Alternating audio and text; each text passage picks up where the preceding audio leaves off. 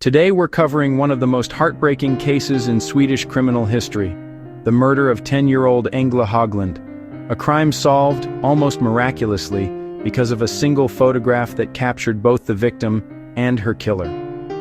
We're breaking this down through three lenses: the case, what happened, the cause, the offender's psychology and behavior, the criminology, the theories that help us understand this crime on a deeper level. On April 5, 2008, Engla Höglund was riding her bicycle home from soccer practice in Stjärnsund, a quiet community in central Sweden. It was a sunny Saturday afternoon, the kind where children play freely and crime feels distant. But Engla never made it home.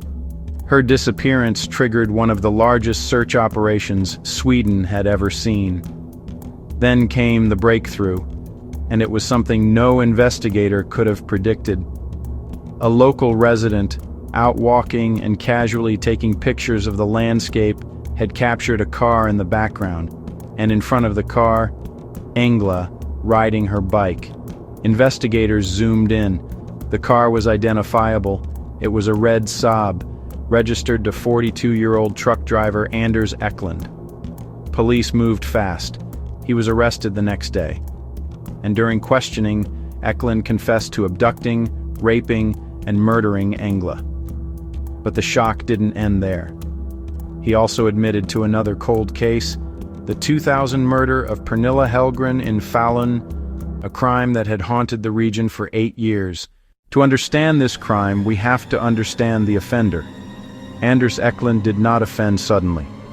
His behaviors followed a pattern seen in many sexually motivated offenders: escalation. Before the murders, Eklund had a history of sexual harassment, pornography offenses, and disturbing behavior toward women. Research on sexual homicide offenders shows that these early behaviors often mark the development of deviant sexual interests, fantasies that intensify over time until they become acted upon. Multiple forensic psychologists noted that Eklund demonstrated paraphilic tendencies, impulse control problems, and a predatory pattern of targeting isolated females. He blended into society easily, working, living quietly, avoiding suspicion, but privately, his fantasies were becoming more violent and more intrusive. The murder of Pernilla Hellgren in 2000 appears to be an early point of escalation. By the time Engla was abducted, his behavior aligned with what criminologists call a compulsive opportunistic sexual offender, someone who acts when impulse, deviant fantasy, and opportunity collide. His confession showed little emotional empathy, a trait often associated with antisocial features or emotional detachment, which can allow offenders to commit high-harm crimes without the internal brakes most people have. This case illustrates several key criminological and forensic psychology frameworks.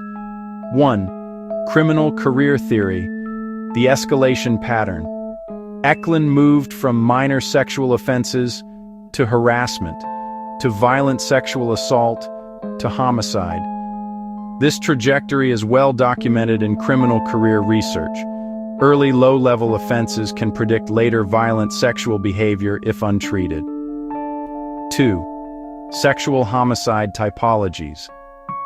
According to research by Ressler, Burgess, and Douglas, Eklund fits the profile of an opportunistic sexual murderer, socially functional enough to avoid detection, impulsive rather than methodical, driven by sexual aggression rather than planning, selecting random victims based on isolation. 3. Deviant sexual fantasy theory. Forensic psychologists emphasize that repeated deviant fantasies can act as a rehearsal for rape or murder. Over time, the fantasy becomes unsatisfying, leading to real-world offending, especially in individuals with poor inhibition control. 4. Social control theory. This theory suggests that individuals commit crimes when their ties to society are weak.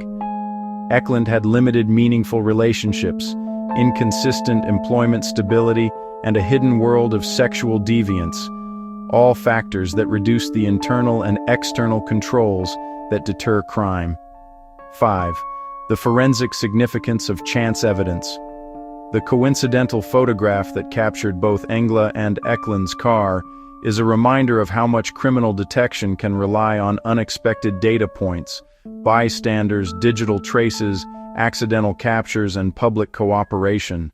The murder of Engla Höglund devastated Sweden, but the case also changed how investigators think about chance evidence, sexual offenders, and the escalation of deviant behavior. Her memory lives on, and her case reminds us of the importance of understanding and preventing the pathways that lead individuals toward extreme violence. Thank you for watching.